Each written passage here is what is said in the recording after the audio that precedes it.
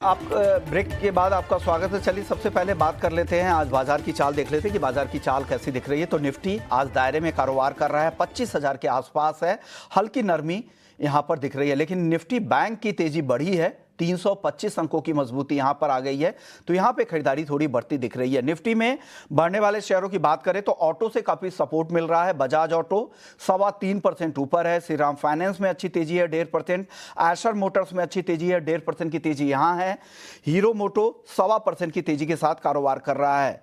दबाव कहां से आ रहा है? आईटी पर आज दबाव है, इन्फोसिस में 1.5% से ज्यादा की गिरावट दिख रही है, टीसीएस भी 1% से ज्यादा कमजोर है, फार्मा में डॉक्टर रेड्डीज यहां पर भी कमजोरी है, ग्रासिम, रिलायंस इंडस्ट्रीज, विप्रो, एचसीएल टेक, ये तमाम ऐसे सेक्टर है, ऐसे शेयर्स है जहां पर आज कमजोरी दिख रही है। सेक्टर की बात कर लेते हैं, तो सेक्टर की अगर बात करें तो आज दबाव कहां से आ रहा है?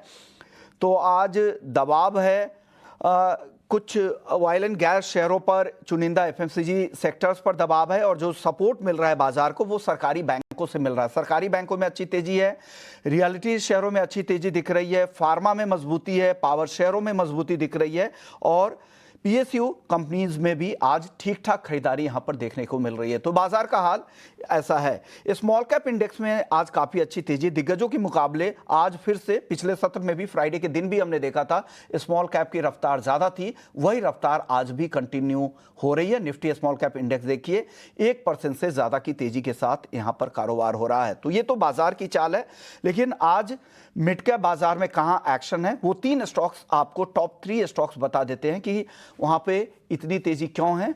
तो दिल्ली वेरी से शुरुआत करेंगे, जहां पर धमाकेदार एक्शन यहां पर दिख रहा है। दिल्ली वेरी में 11% से ज्यादा की तेजी दिख रही है, और एफएनओ में ये टॉप गेनर बना है। दमदार नतीजे, मैनेजमेंट की कमेंट्री भी बाजार को पसंद आई है, और शेयर में साफ तौर से उसका रिएक्शन भी दिख रहा है। प्रोटीन जहां पर 20% का लोअर सर्किट, पैन 2.0 में इसे शामिल नहीं करने की वजह से ये झटका लगा है कंपनी को, भारी गिरावट के साथ यहां पर कारोबार हो रहा है, 20% का लोअर सर्किट यहां पर दिख रहा है। लेकिन एनवीसीसी के शेयर में आज अच्छी तेजी है, 4% से ज्यादा की तेजी दिख रही है। नोएडा में करीब 1470 करोड़ में कंपनी ने 466 फ्लैट्स बेचे हैं, जो नोएडा में इन्होंने 446 फ्लैट बेचे हैं। हाल ही में जो एक्वायर किया था, कोर्ट की तरफ से ऑर्डर मिला था डेवलप करने के लिए एनबीसीसी की तरफ से, जो अटके हुए प्रोजेक्ट थे, उन प्रोजेक्ट्स के ये फ्लैट बेचे गए हैं, और उसका सपोर्ट यहां पर शेयर को दिख रहा है। तो 3 बड़े स्टॉक्स जहां पर आज के सत्र में आपको नजर रखना जरूरी है। चलिए इस पर भी राय लेंगे ही। हमारे साथ लक्ष्मीकांत शुक्ला जी हैं यस सिक्योरिटीज से, बहुत बहुत शुक्रिया लक्ष्मीकांत जी। सबसे पहले ये बड़े एक्शन वाले स्टॉक्स पे ही चर्चा कर लेते हैं। दिल्ली वेरी से शुरुआत करते हैं, 11% की तेजी दिख रही है, यहां पर क्या राय है लक्ष्मीकांत जी?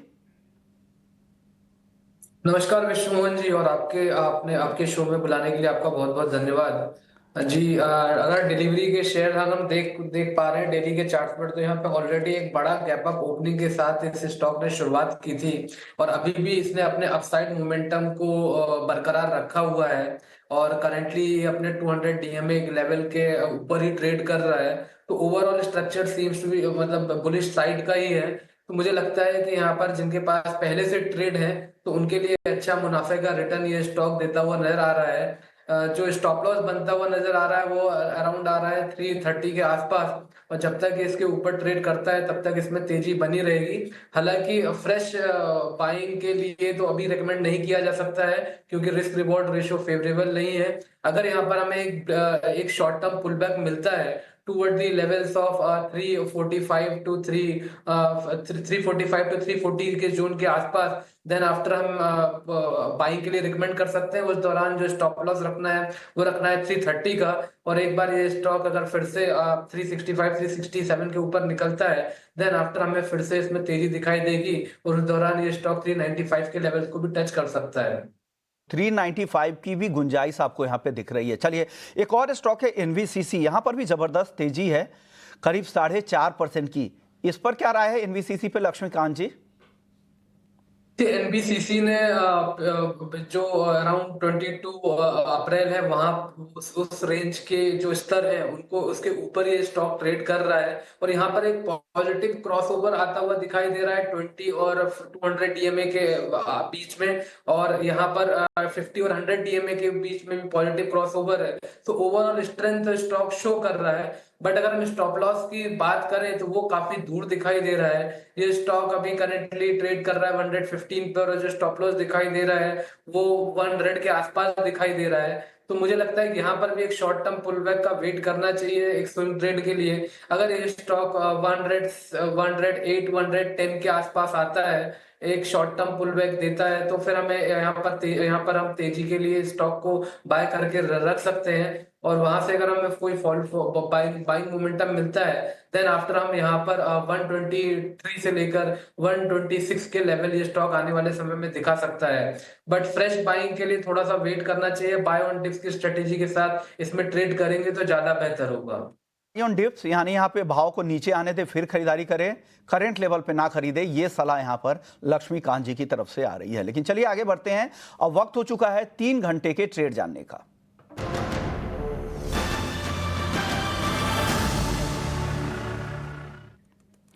3 घंटे के ट्रेड की शुरुआत करेंगे इंडेक्स के साथ। सबसे पहले इंडेक्स पर अपनी राय दे लक्ष्मीकांत जी। निफ्टी, बैंक निफ्टी पर अपनी राय क्या है आपकी सर?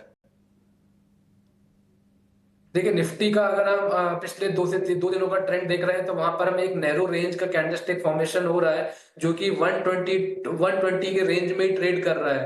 तो मुझे लगता है कि एक शॉर्ट टर्म ब्रेकआउट हम एक्सपेक्ट कर सकते हैं अबव द लेवल्स ऑफ 25,120। अगर निफ्टी इसके लेवल को ब्रेक करता है देन आफ्टर हम 25,300 लेवल्स का वेट कर सकते हैं।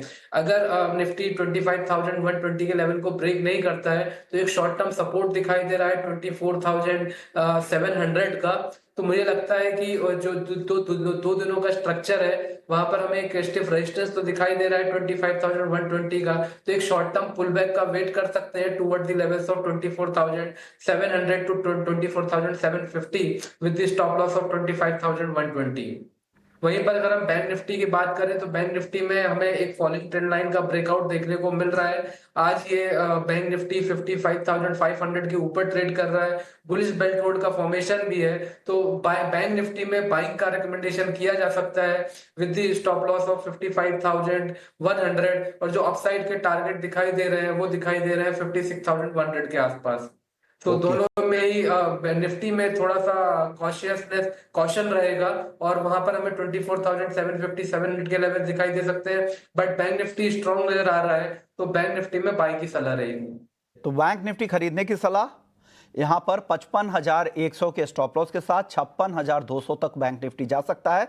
लेकिन निफ्टी में अगर 25,120 का जो रेजिस्टेंस है इसके ऊपर निकलता है तो 25,300 तक निफ्टी जा सकता है। अगर नहीं ऐसा हुआ तो नीचे में 24,700 से 24,750 तक भी आने की संभावनाएं यहां पर इनको दिख रही है। लक्ष्मीकांत जी, अब आपके स्टॉक्स का वक्त हो चुका है। बताइए आपकी टॉप पिक क्या है, टॉप ट्रेड क्या है आपकी तरफ से? पहला जो ट्रेड है वो आईजीएल का है, इंद्रप्रस्थ गैस लिमिटेड। यहाँ पर एक इन्वर्टेड हेड एंड शोल्डर का ब्रेकआउट दिखाई दे रहा है और वो ये इसके जो प्राइजेस है अभी भी उसके ऊपर ट्रेड कर रहे हैं। ये जो ब्रेकआउट आया था वो 210 के ऊपर आया था। तो हमें लगता है कि यहाँ पर आने वाले समय में तेजी बनी रह सकती है और अगर हम इसको करंट लेवल्स पे बाय करते हैं तो जो अपसाइड के टारगेट दिखाई दे रहे हैं आईजीएल में वो आते हुए दिखाई दे रहे हैं 225 के। और इस दौरान हमें जो स्टॉप लॉस रखना है वो रखना है 205 का। तो जब तक आईजीएल 205 के ऊपर ट्रेड करता है तब तक हम 225 के लेवल का एक्सपेक्टेशन रख सकते हैं। दूसरा रिकमेंडेशन है हमारा एस्ट्रल में। सो एस्ट्रल में हमें आज एक रेंज बाउंड ट्रेड देखने को मिला है और रिसेंटली यहाँ पर हमें डबल बॉटम का ब्रेकआउट भी देखने को मिल रहा है अब द लेवल्स ऑफ 1412। तो अभी भी इसके जो प्राइजेस है इसी के आसपास ट्रेड कर रहे हैं। तो एक स्विंग ट्रेड यहाँ पर आता हुआ दिखाई दे रहा है। तो मुझे लगता है कि यहाँ से स्टॉक 1500 के लेवल्स को टच कर सकता है और जो स्टॉप लॉस यहाँ पर हमें रखना है वो रखना है 1350 का। तो जब तक 1350 के ऊपर एस्ट्रल ट्रेड करता है तब तक हम 1500 के टारगेट का वेट कर सकते हैं। एस्ट्रल पर 1500 का टारगेट, 1350 का एसएल है। आईजीएल 225 का टारगेट, एसएल है 205 का। दो टॉप ट्रेड आपकी तरफ से, आईजीएल और एस्ट्रल को लेकर। चलिए कुछ और मिड कैप स्टॉक्स की बात कर लेते हैं। एक स्टॉक है ट्यूब इन्वेस्ट, यहां पर जबरदस्त तेजी आज के सत्र में दिख रही है। यहां पर क्या राय है? करीब करीब 5% की तेजी है, 3183 के आसपास है ट्यूब इन्वेस्टमेंट। क्या करना चाहिए लक्ष्मीकांत जी? जी, ट्यूब इन्वेस्टमेंट के जो जो आज आज जिस हिसाब से इसमें तेजी देखने को मिल रही है, मुझे लगता है कि तेजी बरकरार रहेगी। रिसेंटली यहाँ पर हमें कंसोलिडेशन का ब्रेकआउट देखने को मिला है, तो मुझे लगता है कि अगर ये अपने आज के स्विंग लो के ऊपर ये स्टॉक क्लोजिंग देता है, जो कि नजर आ रही है 3070 के आसपास, अगर उसके ऊपर ये ट्रेड क्लोजिंग देता है तो देन आफ्टर हमें अच्छे खासे अपसाइड के मोमेंटम दिखाई देंगे। करंट लेवल से स्टॉक 3500 के लेवल्स को टच कर सकता है, वहां पर इसका 200 डीएमए है, तो वहां पर ही हमें एक स्टिफ रेजिस्टेंस देखने को मिलेगा। 3500 तक हमें चिंता करने की बात नहीं है, लेकिन अगर 3500 के आसपास आता है तो एक बार रिविजिट करना पड़ेगा। अगर वहां पर कोई रिवर्सल फॉर्मेशन बनता है तो देन आफ्टर प्रॉफिट बुकिंग की सलाह रहेगी 3500 जून के आसपास।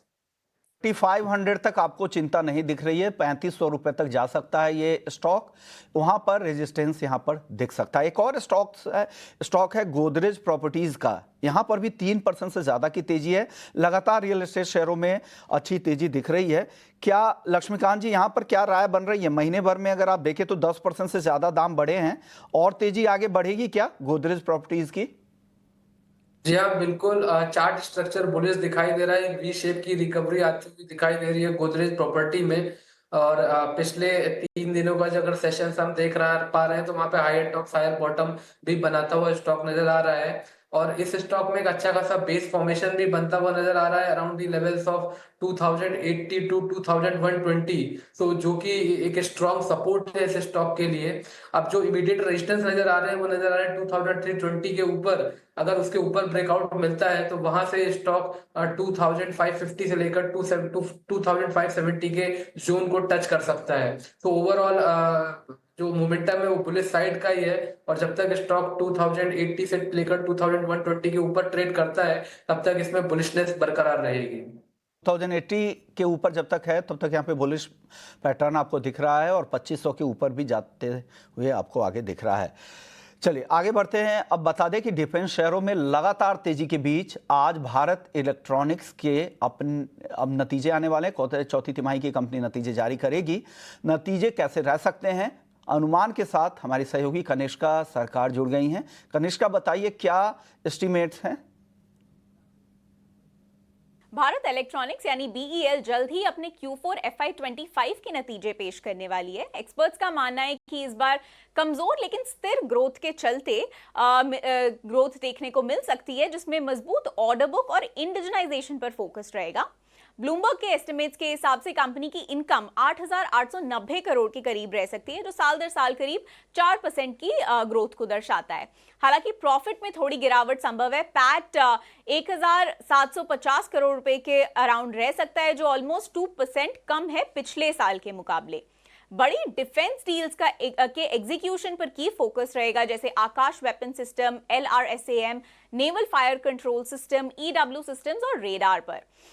Q4 आमतौर पर नए ऑर्डर इनफ्लोज के लिए काफी स्ट्रांग रहता है हर बार। ऑपरेशनल लेवल पर अगर हम देखें तो एबिटा 2,250 करोड़ के करीब रहने का अनुमान है, जो करीब 1.7% की गिरावट को दर्शाता है ईयर ऑन ईयर बेसिस पे। मार्जिन में भी थोड़ा दबाव रह सकता है, 25.3% पर आने की उम्मीद है, जो 140 बेसिस पॉइंट्स की कमी को दर्शाता है लास्ट ईयर के कंपैरिजन में। की फैक्टर्स जो स्ट्रीट ट्रैक करेगी वो होंगे कि क्या कंपनी अपने मार्जिन्स को सस्टेन कर पाती है, इंडिजनाइजेशन की प्रोग्रेस कैसी रही, क्या बड़े प्रोजेक्ट्स टाइमली एग्जीक्यूट हो पा रहे हैं, और लास्टली सबसे ज्यादा फोकस रहेगा बीईएल के ऑर्डर बुक पर। बता दें कि 1 अप्रैल 2025 तक बीईएल की total order book already 71,650 crore पर थी, जिसमें से 30,000 करोड़ का हिस्सा एक्सपोर्ट ऑर्डर्स को जाता है। और लास्टली सबकी बाजार की नजर रहेगी मैनेजमेंट की गाइडेंस पर, खासकर नए ऑर्डर इनफ्लो और डिफेंस केपेक्स ट्रेंड पर। शुक्रिया कनिष्का ये डिटेल्स लेकर आने के लिए। देखते हैं किस तरह के नतीजे आते हैं। लेकिन चलिए अब वक्त हो चुका है ऑप्शंस में कहां पे मौके हैं ये जानने का, और वक्त है ऑप्शंस के चैंपियन का।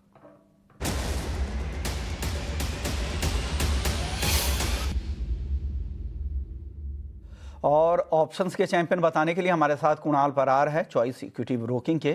कुणाल, बहुत बहुत शुक्रिया, आपने वक्त दिया है। बताइए, ऑप्शंस में आपको आज कहाँ मौके दिख रहे हैं? Good afternoon. वेल, ऑप्शन में फिलहाल जो मौका दिखने को मिल रहा है वो है पावर ग्रिड। बहुत ही बढ़िया फॉर्मेशन में पावर ग्रिड अभी ट्रेड हो रहा है और रिसेंटली पावर ग्रिड ने बाउंस बैक करने का ट्राई भी किया है और इंटरमीडिएट जो टॉप था 302 का, उसके ऊपर स्टॉक ट्रेड कर रहा है। सो कहीं ना कहीं एक अच्छी खासी रैली यहाँ पे पावर ग्रिड में हमें देखने को मिल सकती है। तो पावर ग्रिड का 305 का जो कॉल है वो खरीदारी करके चलने की सलाह है। वो फिलहाल ₹6.75 ₹6.80 के राउंड स्टॉक ट्रेड कर रहा है। प्रेजेंट लेवल से खरीदने की सलाह है। 3.7 का हम यहाँ पे ऐसा मेंटेन करके चलेंगे। टारगेट की बात कर लेते हैं, ₹10 का पहला टारगेट है एंड वो ब्रेक होता है तो ₹13.75 का भी टारगेट हमें यहाँ पे देखने को मिल सकता है। मैक्सिमम लॉस जो है वो 6,050 का है और मैक्सिमम गेन जो हमें यहाँ पे देखने को मिल सकता है वो 12,050 का। शुक्रिया कुणाल, आपने वक्त दिया, हमारे दर्शकों को बताया कि ऑप्शंस में आपको कहां मौके दिख रहे हैं। पावर ग्रिड 305 के स्ट्राइक की कॉल खरीदने की सलाह है ₹7.05 पे। लक्ष्य आपने दिया है 10 का। स्टॉप लॉस उस प्रीमियम के लिए है ₹3.70 का। अधिकतम मुनाफा ₹12,050 का। अधिकतम नुकसान स्टॉप लॉस के लिहाज से है वो है ₹6,050 का। चलिए, लेकिन ऑप्शंस में क्या रिस्क होते हैं ये सेबी ने जो डिस्क्लोजर दिया है वो आपको जानना जरूरी है कि एफएनओ ट्रेडिंग में से 10 में से 9 लोगों को नुकसान होता है और औसतन ₹50,000 का नुकसान होता है। घाटा होने के बाद भी आपको 28% ट्रांजैक्शन के रूप में देना होता है। मुनाफा होने पर 15 से 50% ट्रांजैक्शन के रूप में आपका खर्च हो जाता है। तो जब भी एफएनओ में ट्रेड करने जाए इन बातों का ध्यान जरूर रखिएगा। चलिए आगे बढ़ते हैं। पावर ग्रिड पर एक राय ले लेते हैं आपसे। लक्ष्मीकांत जी, लोगों का कन्विक्शन तब आएगा, 1.25% की तेजी है, क्या राय है आपकी? इस स्टॉक में एक बॉटम आउट फॉर्मेशन बनता हुआ नजर आ रहा है 290 के आसपास और वहीं पर पॉजिटिव क्रॉसओवर है 50 और 100 डीएमए का। तो मुझे लगता है कि यहाँ से एक short term pull back move आ सकता है अगर ये स्टॉक 308 310 के ऊपर अगर निकलता है तो उसके ऊपर बड़ा ब्रेकआउट है। तो आने वाले समय में हम एक पॉजिटिव बायस के साथ ट्रेड कर सकते हैं स्टॉक में। चलिए, तो ये पावर ग्रिड पर ये राय हो गई। ये बीईएल के आज नतीजे आने वाले हैं, हमारी सहयोगी जिस तरह से बता रही थी, और डिफेंस स्टॉक काफ़ी चल भी रहे हैं। आप 25 अप्रैल के बाद से देखिए, उसके बाद से ज़बरदस्त तेज़ी आई है, करीब ₹70 दाम बढ़े हैं और 5 दिनों में ये 11% से ज़्यादा की तेज़ी आई है। क्या ये मोमेंटम आगे भी चलता रहेगा बीईएल को लेकर? आपकी राय क्या है लक्ष्मीकांत जी? इस चार्ट स्ट्रक्चर पे जो प्राइजेस है वो ओवरबॉट जोन में ट्रेड कर रहे हैं। तो मुझे लगता है कि एक शॉर्ट टर्म प्रॉफिट बुकिंग हमें देखने को मिल सकती है अगर ये स्टॉक 375 के नीचे ट्रेड करता रहता है। तो यहाँ से मुझे लगता है कि एक बार ये स्टॉक 349 से लेकर 340 के लेवल्स को एक बार रिविजिट कर सकता है। मुझे लगता है कि वो जो अगर यहाँ तक इस तरफ अगर एक पुल बैक मूव आता है तो वो एक अच्छे लेवल्स रहेंगे जहां पे हम एक फ्रेश एंट्री लेने की सलाह दे सकते हैं हमारे जो व्यूअर्स को। उस दौरान जो हमें जो स्टॉप लॉस मेंटेन रखना है वो रखना है अराउंड 320 के आसपास और वहां से अगर पुल बैक मूव अगर हमें आता हुआ दिखाई देगा तो 375 के टारगेट का हम एक्सपेक्टेशन रख सकते हैं भारत इलेक्ट्रॉनिक लिमिटेड में। बट करंट लेवल्स पे थोड़ा सा वेट एंड वॉच करना पड़ेगा कि अगर हमें पुल बैक मूव आएगा तभी हम फ्रेश एंट्री की सलाह दे पाएंगे। ये पुल बैक मूव आएगा तभी फ्रेश एंट्री की सलाह देंगे। 375 की गुंजाइश यहां पर आपको दिख रही है। सर, एक और स्टॉक है Aditya Birla fashion and retail, ABFRL। यहां पर भी आज अच्छी तेजी है, 3% के आसपास की। यहां क्या राय है सर? जी, यहाँ पर एक रेंज ब्रेकआउट तो देखने को मिला है but at the same time यहाँ पर हमें प्रॉफिट बुकिंग भी देखने को मिल रही है due to the presence of 200 DMA. तो मुझे लगता है कि वो एक इमीडिएट बैरियर रह सकता है इस स्टॉक में जो कि नजर आ रहा है 291 293 के जून के आसपास। हाँ, अगर इसकी क्लोजिंग 293 के ऊपर होती है देन आफ्टर इसमें तेजी बरकरार रहेगी और करंट लेवल से फिर स्टॉक 305 से लेकर 310 के लेवल तक भी जा सकता है। ओके, चलिए अब कुछ गिरावट वाले मिड कैप स्टॉक्स की बात कर लेते हैं। पीवी फिनटेक, जहां पर आज 3% के आसपास की गिरावट है, 1700 के आसपास स्टॉक का दाम है। क्या करना चाहिए पीवी फिनटेक में लक्ष्मीकांत जी? पीवी फिनटेक में जिस हिसाब से हमें जो करेक्शन देखने को मिल रहे हैं मुझे लगता है कि आने वाले समय में थोड़े से करेक्शन बढ़ सकते हैं। इसमें जो रेजिस्टेंस नजर आ रहा है वो अराउंड 1740 750 के जोन के आसपास आ रहा है।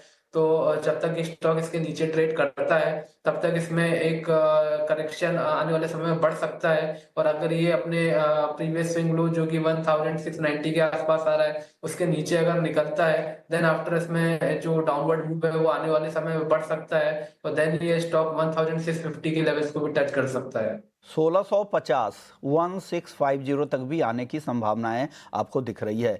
मझगांव डॉक कमजोर है 0.25%, हालांकि हाल के सत्रों में तेजी अच्छी दिखी थी। पिछले 5 दिनों में करीब 16-17% की तेजी के बाद आज इसे मुनाफा वसूली भी कह सकते हैं। आप इसे कैसे देख रहे हैं मझगांव डॉक को सर? जी हाँ, जैसा कि डिफेंस स्टॉक पे हमें ऑलरेडी एक अच्छा खासा रनअप देखने को मिल रहा है, बट आज के सत्र में हमें ऊपरी लेवल्स पे करेक्शन प्रॉफिट बुकिंग भी देखने को मिल रही है। मैं स्टॉक ने शूटिंग स्टार कैंडलस्टिक पैटर्न बनाया है, तो मुझे लगता है कि ये एक शॉर्ट टर्म रिवर्सल का संकेत है। तो ये जो प्रॉफिट बुकिंग है आने वाले समय में और बढ़ सकती है। अगर ये अपने इमीडिएट स्विंग लो 3370 के नीचे की क्लोजिंग देता है देन आफ्टर हमें फर्दर डाउनवर्ड मैचडॉक दिखा सकता है toward the levels of 3080 to 3100 zone तक। ओके, तो ये रहा है मझगांव डॉक को लेकर। चलिए, एक और खबर ये है कि महाराष्ट्र में इसी महीने के अंत तक नई हाउसिंग पॉलिसी आने की संभावना है। पूरी खबर बताने के लिए हमारे सहयोगी अनुराग शाह जुड़ गए हैं। अनुराग, बताइए क्या डिटेल्स है?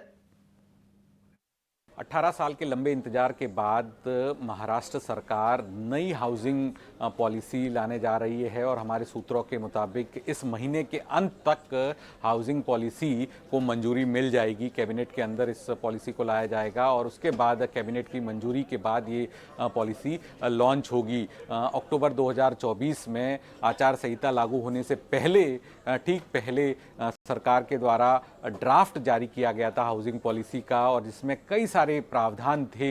अफोर्डेबल हाउसिंग पर ज़्यादा फोकस किया गया था, रेंटल हाउसिंग, ग्रीन हाउसिंग को बढ़ावा देने के लिए इंसेंटिव्स की बात की गई थी। और हमारे सूत्रों के मुताबिक जो मेन फोकस होगा नई हाउसिंग पॉलिसी का वो प्रीमियम रेशनलाइजेशन का होगा। इसके अलावा स्लम रिहेबिलिटेशन, जो शहरी इलाके हैं वहाँ पर स्लम रिहेबिलिटेशन पे फोकस होगा। इसके अलावा इंसेंटिव्स भी प्रपोज किए गए नई हाउसिंग पॉलिसी में, जिससे प्राइवेट बिल्डर जो है वो रीडेवलपमेंट पे ज़्यादा इच्छा दिखाए। इसके अलावा TDR के लिए का कैसे सपोर्ट दिया जा सके, प्रीमियम रेशनलाइजेशन से जुड़े हुए इंसेंटिव और सिंगल विंडो क्लियरेंस जो है वो रियल एस्टेट सेक्टर को देने का वादा जो है वो नई हाउसिंग पॉलिसी में होगा। तो रियल एस्टेट सेक्टर, जो महाराष्ट्र का रियल एस्टेट सेक्टर है जहां पर कई सारी बड़ी लिस्टेड कंपनियां भी है, उनके लिए काफ़ी बड़ा डेवलपमेंट है कि 18 साल के इंतजार के बाद महाराष्ट्र सरकार नई हाउसिंग पॉलिसी लेकर आ रही है।